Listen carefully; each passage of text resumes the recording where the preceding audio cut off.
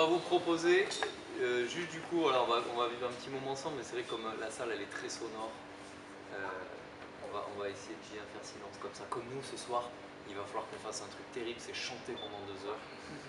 Donc on essaie de préserver nos voix. On est hyper heureux d'être avec vous, de vous retrouver. Déjà merci parce que c'est vous qui nous accueillez chez vous ici à Poitiers.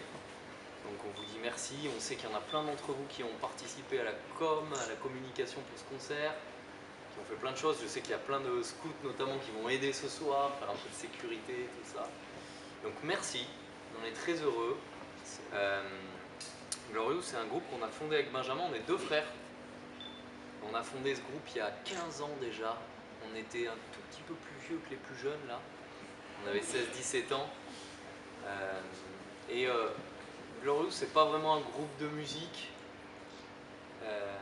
Oui, on fait de la musique. Mais celui qui est au cœur de notre musique, c'est Jésus-Christ. Et du coup, on aime bien dire qu'on fait de la pop louange, de la louange. Tous ces chants qu'on a commencé à écrire, ils sont vraiment là pour permettre aux gens d'entrer dans la présence de Dieu, de découvrir Dieu, de vivre un moment avec lui. Voilà l'origine, l'intuition de Glorious, c'est à travers notre musique, permettre aux gens de rencontrer, de vivre une expérience de Dieu. Dieu veut vivre une expérience avec nous. Dieu ne veut pas être seulement un Dieu lointain, mais il veut rentrer en relation avec nous. Et la musique est un des moyens par lequel Dieu entre en relation avec l'homme. C'est-à-dire que c'est très simple, c'est très concret, c'est très incarné. Dans quelques semaines, on va fêter le Noël, où Dieu s'incarne. Et à travers la musique, et pour tous les plus jeunes, peut-être ça va être votre première soirée de louange ce soir, ou en tout cas de concert avec nous. On aime bien dire quand on rencontre des gens avant, de vraiment essayer de vivre ça comme un temps de prière, et un moment où vous allez voir, on va faire la fête, on va danser, on va vraiment s'amuser, parce que c'est aussi ça, être dans la présence de Dieu, c'est passer un bon moment. Mais plus encore que ça, mettez-vous dans l'état d'esprit que Dieu lui-même veut venir vous dire quelque chose ce soir. Que Dieu a quelque chose à dire à chacun de nous ici.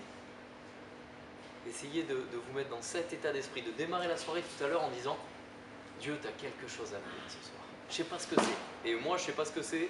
Et c'est son secret, c'est le secret de Dieu avec vous. Mais il ne veut pas du tout dire la même chose à tout le monde. Il a vraiment une parole pour chacun de nous. Et on aime bien dire aux gens avant le concert de se préparer à ça. Dieu va venir mettre une parole dans votre cœur ce soir. Et voilà, essayez d'avoir le cœur ouvert pour ça. Je sais que vous faites, c'est ça, vous faites une opération demain dans la ville de Poitiers, avec la lumière de Bethléem. Nous à Lyon, on a déjà vu cette opération. C'est vrai. On y avait participé avec Lyon Centre, je crois même, avec des scouts justement, qui avaient amené. C'est ça, c'est la lumière, elle vient de Bethléem. Et la flamme arrive. La flamme arrive, c'est ça, on est d'accord. C'est mieux que les JO. Et c'est une très belle opération parce que vous allez participer à montrer par cette opération que la paix, au fond, elle a le dernier mot. C'est-à-dire que bien souvent, quand vous regardez tous les infos quoi, en ce moment, et vous savez bien que souvent dans les informations, vous voyez quoi des mauvaises nouvelles. Et en fait, vous allez témoigner que, en fait, non, le monde n'a pas été créé pour des mauvaises nouvelles. Le monde n'a pas été fait pour déprimer, s'entretuer, s'entrechoquer et se séparer. Mais au contraire, justement, en témoignant de votre lumière de la paix, vous témoignez que l'humanité tout entière a un sens beaucoup plus grand que la séparation, mais qu'au contraire, justement, l'humanité, elle est faite pour se rassembler et qu'il y a une lumière au bout de tout ça.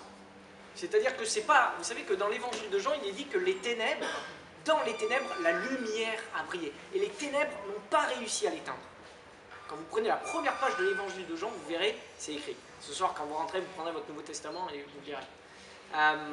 Et c'est vraiment ce que vous allez témoigner. C'est-à-dire que Dieu, lorsqu'il s'est manifesté aux hommes, il a montré que, en fait, à la fin de tout, c'était la joie qui l'emportait, c'était la paix qui l'emportait, c'était la consolation, c'était le pardon, c'était l'amour qui l'emportait. Et on est sur terre pour transmettre cet amour. Et c'est ce que vous allez faire demain.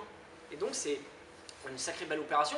On va essayer déjà de le vivre tous ensemble ce soir, mais vous allez en témoigner, vous, d'une manière encore plus publique que nous. parce que vous serez sur la place de Poitiers, sur la grande place, et je trouve que c'est une très belle chose que des jeunes scouts ensemble puissent témoigner comme ça, montrer au monde de dire, en fait, à la fin de toute chose, eh ben, il y a de la lumière, il y a de la paix, il y a de la joie, et le monde est fait pour se réjouir. Et ce soir, on va se réjouir. On va se réjouir, pourquoi? Parce que nous croyons que Dieu nous a visités, que Dieu ne nous a pas laissés seuls, que Dieu ne nous a pas abandonnés. Et vous savez, on va célébrer Noël. Alors je sais que vous, les enfants, spécialement là, je vois le premier rang, vous attendez ça avec grande force parce qu'il y a des cadeaux derrière. Et c'est bien, c'est important, non? Par contre, là, j'attends beaucoup quand Lego, lui, il attend beaucoup Son train Lego? Oui. Et voilà. Forcément, on attend tous. Faucon Millennium, ouais. J'ai eu votre âge, on a tous eu votre âge et en fait parce que c'est une grande joie. Et bref, la nouvelle la plus importante, c'est pas le Falcon Millennium, ni le train Lego, ni du maquillage pour vous mesdames, mais la chose la plus importante, c'est vraiment la lumière de Dieu qui visite son peuple. Et ce soir, on va en parler justement et on va le célébrer. Alors on est hyper heureux d'être avec vous. Et en fait, d'une certaine manière, l'opération Lumière Bethléem, elle démarre. Ce qu'il y a de très beau dans Lumière Bethléem, c'est que la lumière, elle part de Bethléem. Et que c'est vraiment ça qui se passe à Noël. Et que la lumière, en fait, Jésus-Christ, né à Bethléem, ça qui est beau, c'est vraiment, ça représente exactement ce qu'a fait Jésus quand il est dans cette crèche. C'est de là que part toute la lumière qui nous illumine encore aujourd'hui. Et vous êtes appelés à la transmettre. Et donc, votre vie, vous êtes appelés à la témoigner dans votre vie. Vous savez, nous, avec Thomas, on a fait Glorious.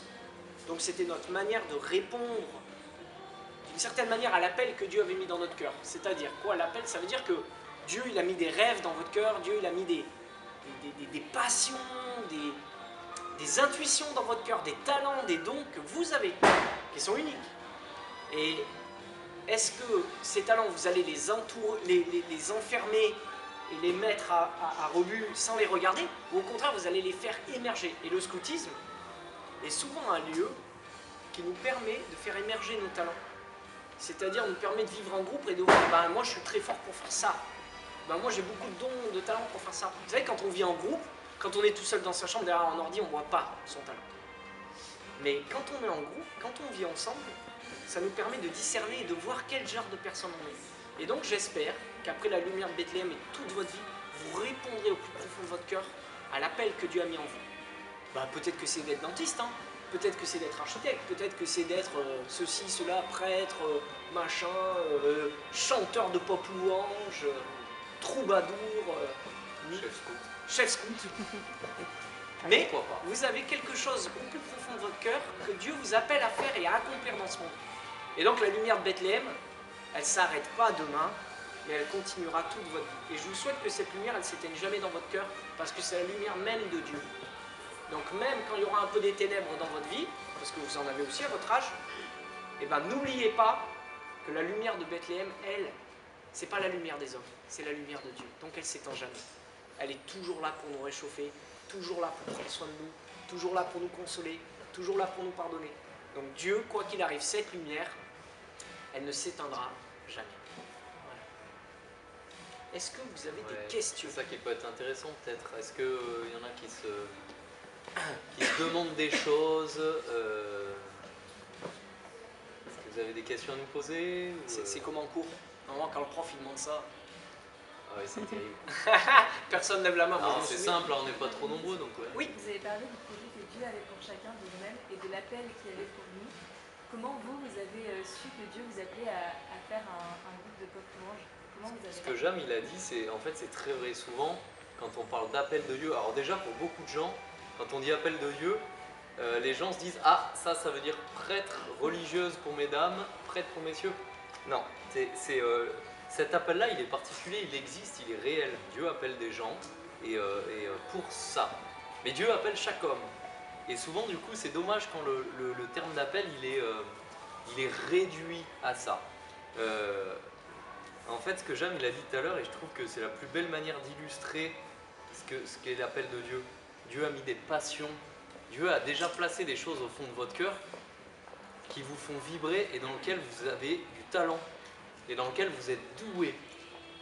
Et c'est pas si simple. Parfois,